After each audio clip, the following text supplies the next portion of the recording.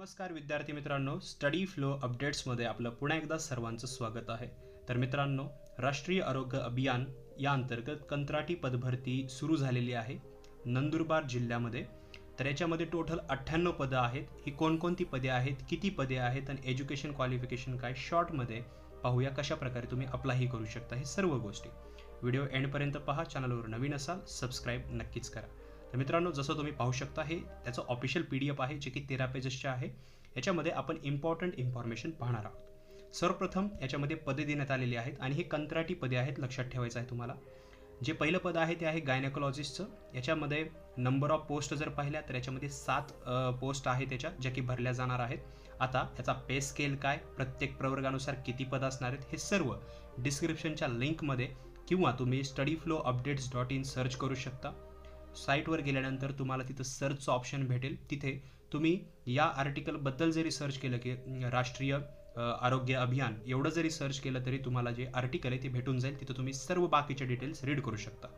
तर बघा, मी तुम्हाला फक्त पोस्ट सांगतो. सर्वप्रथम गायनेकोलॉजिस्टचे 7 पोस्ट आहेत, पेडियाट्रिशियन्सचे 13 आहेत, त्याचबरोबर जे ॲनेस्थेसिस्ट असतात त्याचे 5 पदे आहेत, रेडिओलॉजिस्टचं 1 पद आहे, फिजिशियन कन्सल्टंट मेडिसिनचे 3 पदं आहेत, ENT सर्जन म्हणजे इयर नोज थ्रोट सर्जनचं 1 आहे, सायकेट्रिस्टचे 1 पद आहे, मेडिकल ऑफिसर MBBS 25 पदे आहेत, डिस्ट्रिक्ट प्रोग्राम मॅनेजरचं 1 पद आहे, वैद्यकीय अधिकारी आयुष UG 2 पदे आहेत, वैद्यकीय अधिकारी BAMS 3 पदे आहेत, तसेच वैद्यकीय अधिकारी वापस BAMS RBSK स्त्रियांसाठी हे 2 पदे आहेत आणि वैद्यकीय अधिकारी BAMS 6 पदं आहेत.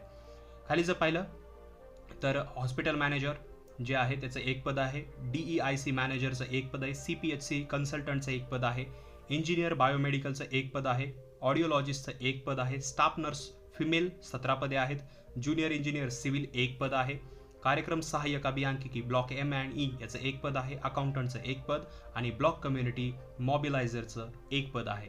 आता ही सर्व पदे जर काउंट केली तर टोटल 98 पदं आहेत.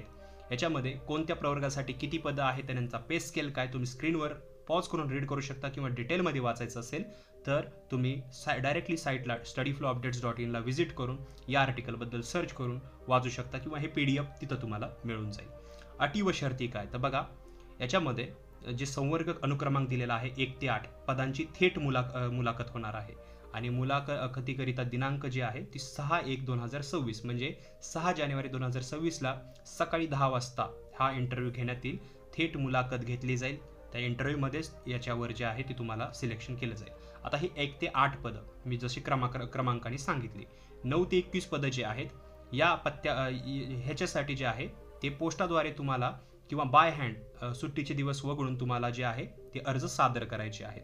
कोणत्या पत्त्यावर, तर बघा राष्ट्रीय आरोग्य विभाग जे आहे जिल्हा परिषद नंदुरबार यांचा पत्ता दिलेला आहे, स्क्रीनवर पाहू शकता. इथे जे पदं मी सांगितलेले आहेत त्याच्यापैकी 9 ते 21 पद जे आहे या पत्त्यावर पोस्टाद्वारे तुम्हाला अर्ज सादर करायचा आहे. आता अर्ज सादर करताना वयाचा पुरावा, पदवी प्रमाणपत्र, त्याचबरोबर गुणपत्रिका, काउन्सिल रजिस्ट्रेशन जे असतं ते, शासकीय संस्थांमध्ये केलेल्या कामाचा अनुभव प्रमाणपत्र, जे काही एज्युकेशन क्वालिफिकेशन लागतं ते सगळं तुम्हाला जे आहे ते सबमिट करायचं आहे. शुल्क काय, तर खुल्या उमेदवारांसाठी 150 रुपये आणि राखीव प्रवर्गातील उमेदवारांसाठी 100 रुपये इतकं जे आहे ते अर्जाबरोबर जोडलेले चलन भरायचं आहे तुम्हाला पाठवून द्यायचं आहे. तर असं जे अटी आणि शर्ती सुद्धा इथं दिलेल्या आहेत. जसं अर्जदाराला कंत्राटी कालावधीत त्यांची सोयीनुसार ठिकाण बदलून मिळण्याची मागणी करता येणार नाही. तुम्हाला जिथं सिलेक्शन होईल, तुम्हाला जिथं ड्युटी दिली जाईल तिथंच करावे लागेल. तर जसं हे म्हणजे सर्व अटी नियम तुम्ही वाचू शकता. अर्जाचा नमुना जो आहे तो तुम्हाला PDF मध्ये मिळून जाईल.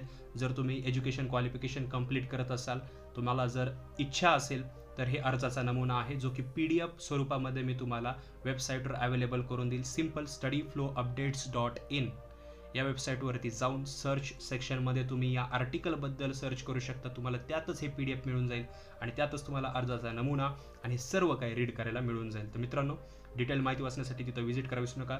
तसेच काही प्रश्न असतील तर खाली कॉमेंट सेक्शनमध्ये विचारू शकता. तसेच आमच्याशी इंस्टाग्रामवर कनेक्ट करू शकता जर तुम्हाला काही अडचण येत असेल तर. आणि व्हिडिओ आवडला असेल तर लाईक करा, इतरांबरोबर शेअर करा. व्हिडिओ पाहिल्याबद्दल धन्यवाद.